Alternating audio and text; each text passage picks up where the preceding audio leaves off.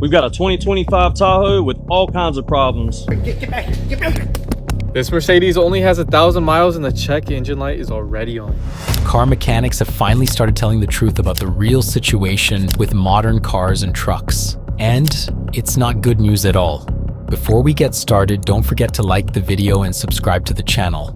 For years, companies made transmissions with metal pans. Every single one of these old Chevy transmissions has a metal pan. Even this old Ford Mustang transmission has a metal pan. But now we got these brand new cars with plastic oil pans. And even worse, they put the filter inside the pan. So when you want to service your vehicle up, you gotta buy a whole transmission pan just to change your fluid and filter.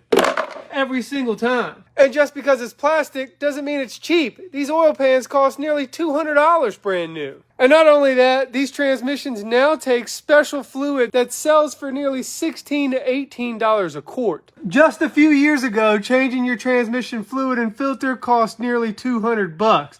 And now, this job is over $800. 22 Camaro, 54,000 miles. Well, hello there. Come on. Where's it at? Where's it at? Where's it at? There's a wrist pin chilling down there somewhere. Can't get it on camera, of course. We've got a 2025 Tahoe with all kinds of problems. Let's see if we can figure this out. So before I get to the scan tool, let me show you some of the things that don't work. So for one, this seat will not adjust anymore. Two, the turn signals are inoperative, both front and rear on the left side and the back on the right side. Three, the tail lamps are both inoperative. I've got a brake pedal depressor on right now. The wireless charger is inop and the lift gate is inoperative. They don't make these Mercedes like they used to. This Mercedes only has 1,000 miles and the check engine light is already on. On today's episode of How Fucked Up is Fucked Up, 2023 Chevy Traverse, 23,000 miles. No impact anywhere, no rub marks from where they went over something. Look at this shit. Factory weld. Broken. I thought maybe she hit something. Nope. 26,000 miles. Look at that. Look at this. New cars seem to be deliberately released with defects that fail at minimal mileage. Electronics fall apart after 30 to 40,000, turbos and dual clutch gearboxes die even earlier, and plastic and metal corrode as if the car was assembled from foil. This is the automotive industry's worst idea. Sorry, Volkswagen, but the truth has to be said. This is a plastic oil pan. Now, the plastic part is not the worst part. What is the worst part is if you come around and look at this. This is the drain plug for this car. So when you can change the oil, that is a plastic drain plug. That is a part you will take out of this car, hopefully, less than what they recommend. And that will strip at some point, and now you have to replace the oil pan. Really not a great idea. And then you have the oil level sensor right next to it.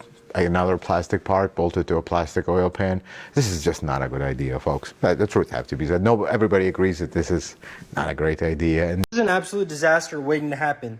Look at this. 0W8 motor oil. Oh my gosh, is that a bad idea? First off, 0W8 motor oil does not protect like thicker oil. The thinner the oil is, the less protection you get out of it. Because again, it's thinner. This car has less than 10,000 miles and it's due for its second oil change. It has less than 4,000 miles on it. Or just over 4,000 miles on it. And look at this dipstick. Look at how dirty that motor oil is down there. Like, this wasn't 10,000 miles. This is 4,000 miles on this oil change. I guess the only thing I can think about, if you own a newer Toyota and you're going with this 0W8 motor oil, you better change this stuff every 3,000 miles. I don't care what the computer says. Don't wait for the computer to say it needs an oil change, because if you wait that long, you're due for some trouble. Other cars with thicker oil and less tight tolerances were okay pushing the boundaries. It's not great to do, but they can take, there's some margin of error. Now there's no margin of error in this engine. I mean, that's how dirty the oil gets after a couple thousand miles. And I think the best part too is they're not cheap anymore. This thing's $35,000 for a Corolla.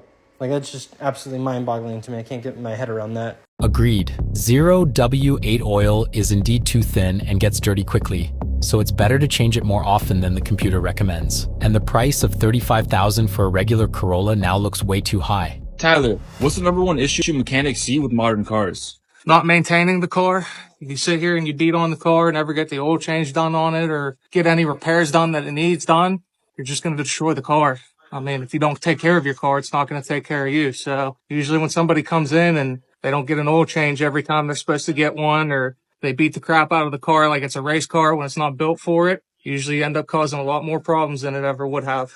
Like and follow for more content like this. Dude, this is bullshit. I can't believe you have to do all of that just to do a cabin filter. This boils my piss about modern cars. How the hell, if you have a flat tyre on the side of the road, even with the wheel nuts off, you're supposed to grip the fucking wheel off? Most people don't carry this in the boot of their car. Ridiculous. I hate being a mechanic, and that's exactly why I'm getting out this shit. Now, at first, I thought this mechanic shit was sweet. Don't get me wrong. It was so fun. I loved working on cars, and I still do. I literally got a whole project right here. But I got tired of dealing with all the bullshit. The thing about being a mechanic, especially a repair mechanic, is you're non-stop clocking in the straight bullshit, dealing with straight issues. You're literally a car doctor. You're getting paid to fix a car. So guess what? You're getting paid to fix problems. You're damn near a fucking therapist at the same time. Like, imagine if you and your bitch was just straight having problems all the time. You would not enjoy that shit, right? That's exactly what it feels like being a mechanic. And on top of that, you gotta learn every fucking trade. It seems like you gotta learn some plumbing skills because you gotta deal with cooling systems. You gotta be damn near a fucking electrician because all this shit is running on sensors and electricity now. And then you have to know how to weld. You have to know how to do damn near everything if you want to fix this car. Right now I'm dealing with this truck. It's straight bull. We're just gonna find something else to do. Good thing I'm still in school, in college, so you know what, it's time to hang this shit up. Many people used to want to be mechanics when cars were simpler. Now, because of the complexity and the time it takes to work on new cars, there are fewer and fewer mechanics. 20 years ago, if your car's battery died, you bought a new one. You swapped it out. 15 minutes on the driveway? And that was it, you were back on the road. Today, if your new car's battery dies, for most people without the diagnostic and coding software, it's going to mean a trip to the dealership for a dead battery. Or any other number of menial jobs for that matter, like the set of brake pads that needed a £2,000 tool and a subscription to swap them out. Thing is, more and more people than ever before are waking up to the ruse of modern cars and saying enough is enough. I just want something reliable that my local mechanic can still fix, that I can get parts for, and isn't going to bust the bank. Old cars are just fantastic compared to newer cars for working on. For example, a simple serviceable item like a cabin filter. For new cars, you've got to take the whole fucking dashboard apart. For this humble 2011 Vauxhall shitbox, you literally just take the glove box out and pop, then you can do it. Working on new vehicles be like.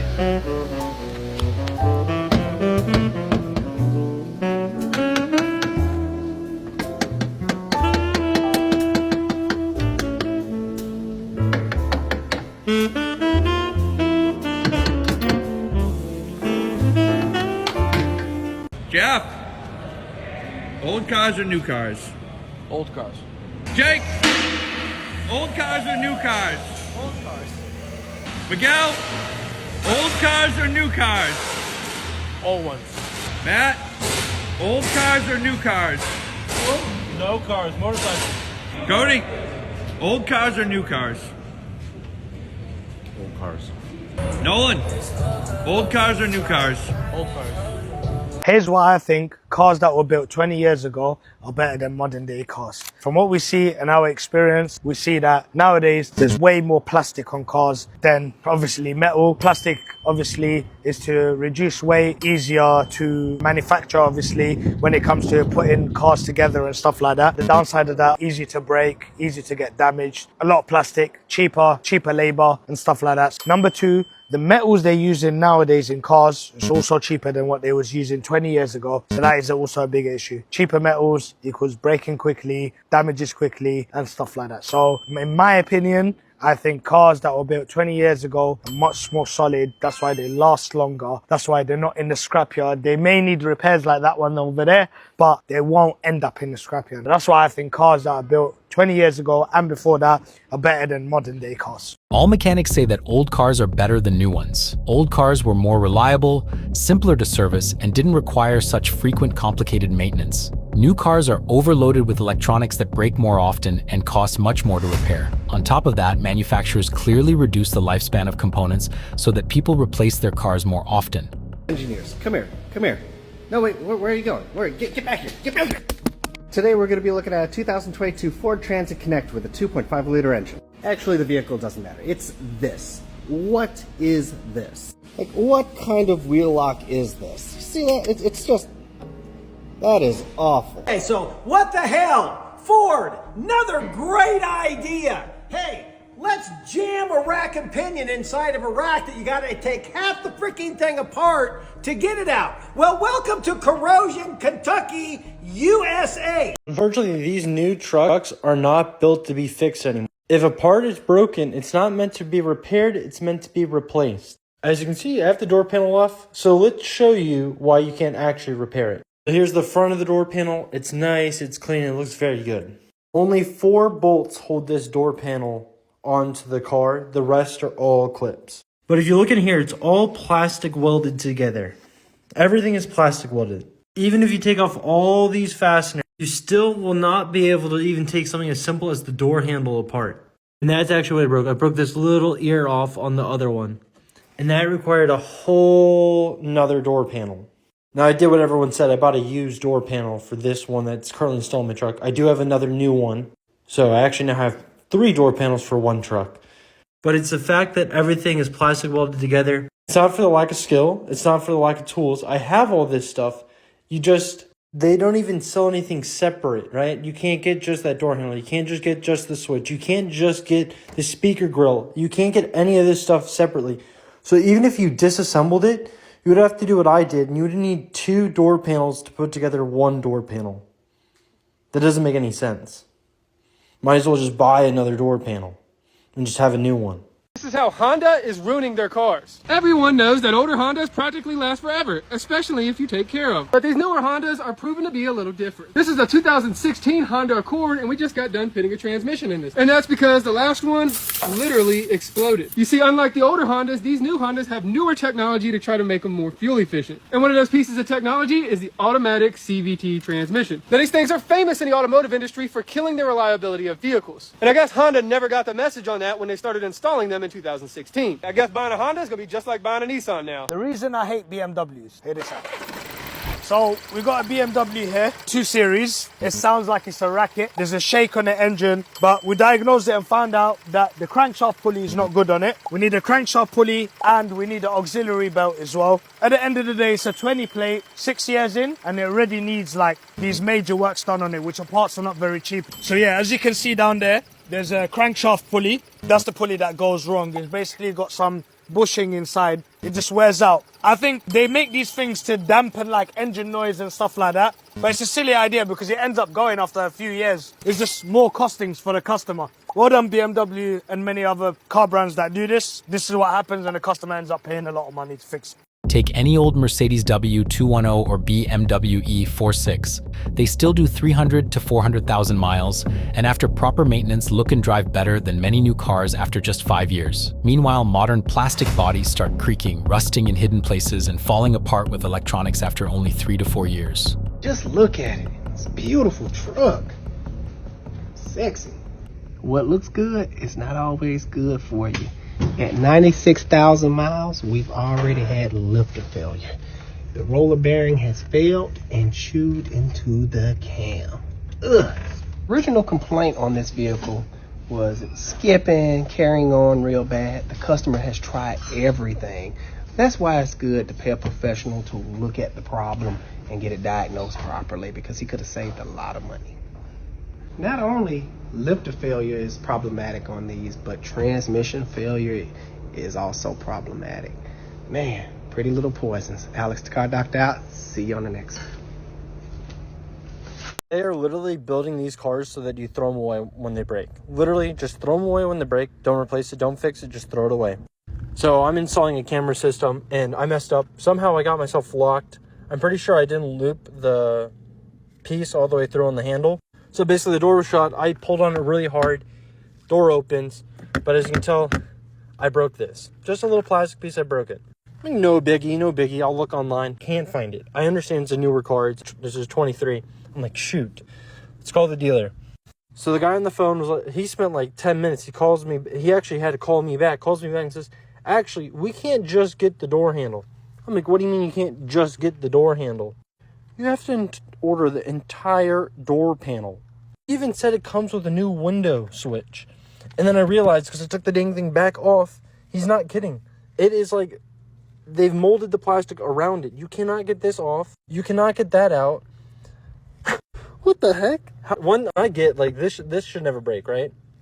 But how many times have you replaced a window switch in a car? It gets wet with water. What are you going to tell me? I need a whole new door panel?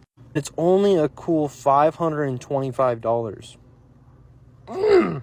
You could go to jail for working on your own car. Sounds dramatic, but that's exactly what the manufacturers were pushing on their last little field trip to DC. In fact, they don't want you or a mechanic to be able to touch the car that you paid for. I mean, they know there's only so much money to be made on a vehicle sale, but repairs? Endless, especially when you make cars that break down all the time. I've been watching these stories for a while now and have put all of my energy into maintaining my car to avoid all of this craziness. First, I found a local repair shop that I love and actually trust. And I downloaded an app that keeps track of all my maintenance and lets me know if I have anything due. And I know it's a long shot, but I sent an email to my representative just to let him know the consumers want none of this. Because at this point, what's our other option? Did you know that once you replace the headlight of your car, especially if you have a luxury car, modern cars today, if you replace the headlamp assembly of your car, you have to program it. Let me show you. So I just replaced the headlight for this headlamp assembly for the right side of this Jaguar I-Pace. This is electric vehicle. So this is the new headlamp assembly, and this is the old one. So the reason why we have to program the new headlamp, is because the control module is built in with the headlamp assembly. That's why. Right? Okay, I want to show you guys something at Con Expo. This is the new DT12 automatic transmission. Here's some really cool things about the engineering on it. So they won't sell you anything to repair this transmission. You can't buy the parts, they won't tell you how to repair it. All Detroit will do is sell you a new one. So if you grenade this transmission, they'll just sell you a brand new transmission. That's it. You can't fix it, you can't take it to a repair shop. It is pure planned obsolescence. And we asked the guys, like, how come you can't repair it? How come it's only re and re? And they said, oh, it's too complicated for somebody to change. It's just gears. It is just pure gears. They said you need a $4.5 million machine if you want to be able to service this truck transmission. This is exactly what we stand against at Edison Motors. This planned obsolescence that you can't repair it, we won't even sell you the parts, you need to just buy a new one. You can't fix it yourself. That's what they want. That's what we're going to. And this is bullshit. This is a classic example of how major manufacturers deliberately make equipment unrepairable. The DT12 transmission is just ordinary gears, nothing overly complex, but the company simply refuses to sell parts or documentation. If you want to fix it, you have to buy a brand new one. It's not too complicated. It's pure planned obsolescence. All right, so this truck is why we don't deal with salvage titles at Lauer Auto. We don't want to fix them. We certainly don't ever want to sell them. Customer just dropped this off. He said he just bought it from a rebuilder who picked it up, fixed it, sold it for profit. He wants to see if there's anything it needs, and he got taken to the cleaners. So let's start in the cab. We hooked it up to our scanner, and the result was that we got more faults than we do no faults. Almost, what, 3/4 of these modules have codes in them, including a whole bunch of them in the restraint control module, which is your airbags. So then let us over to here. That is where the airbag light is supposed to be, and I have a feeling that it was taken out or knocked out because it's an LED. But every airbag in this truck is gone. This is where the side curtain airbags would be. They just cut them off, threw them back in here. This is the side of the seat airbag. They just stitched it back up. This is the driver's airbag. This has been leathered over. You can't see where it says SRS or horn anymore, and that Ford logo is just glued on top. Not a single airbag in this truck. Also doesn't have any sensors for radar cruise control or any of the sensors that would be up in the front bumper anymore.